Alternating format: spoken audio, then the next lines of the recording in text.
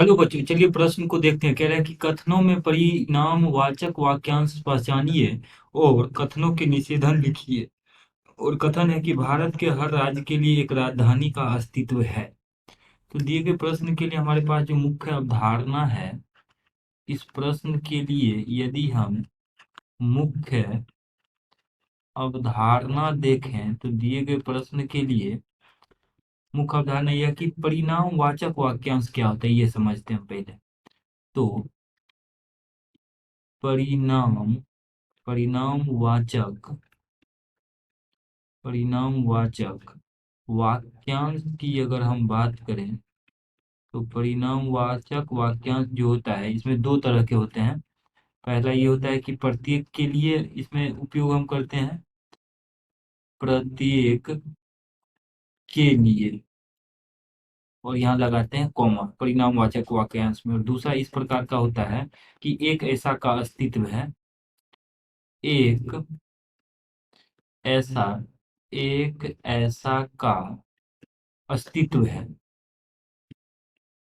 एक ऐसा का अस्तित्व एक ऐसा का अस्तित्व है। और यहाँ कॉमा लगाते हैं। ये दो तरीके के हमारे पास परिणामवाचक वाक्यांश होते हैं। अब इन दोनों में से हमें पहचानना है। देखिए, कह रहा है कि भारत के हर राज्य के लिए एक राजधानी का अस्तित्व है। तो इसके लिए प्रत्येक के लिए वाला जो परिणामवाचक वाक्यांश आएगा, क्योंकि कह रहा है कि भारत के हर राज्य के लिए एक राजधानी का अस्तित्व, प्रत्येक के लिए इसमें सही बैठ रहा है। अब दूसरा देखिए, अगले भाग में निषेधन यहाँ लिखते हैं। तो दिए गए कथन का जो निषेधन है, इस कथन का यदि हम निषेधन लिखें तो ये वाला उपयोग में आएगा कि एक ऐसा का अस्तित्व है। तो इसको अगर हम पूर्ण वाक्य के रूप में निषेधन को लिखें तो ये आ जाएगा, भारत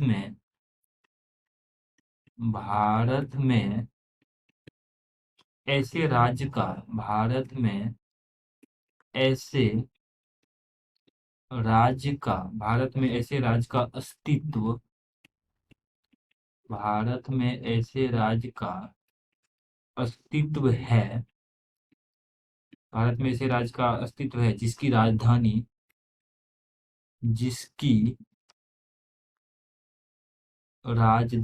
भारत में ऐसे राज्य का अस्तित्व है जिसकी राजधानी नहीं है, जिसकी राजधानी नहीं है। तो यही दिए गए प्रश्न का अभिष्ट उत्तर हो जाएगा। आशा करते हैं कि इस प्रश्न का हल आपको समझ में आया होगा। धन्यवाद।